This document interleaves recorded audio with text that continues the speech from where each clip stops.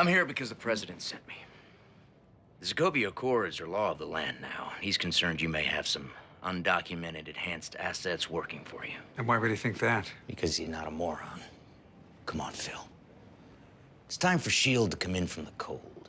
Re-legitimize. In exchange for revealing and registering any Inhumans we may have? Not gonna happen. Why are you so pig-headed? It's good enough for the Avengers. Not all of them. And the Avengers operate in the spotlight. We work in the shadows.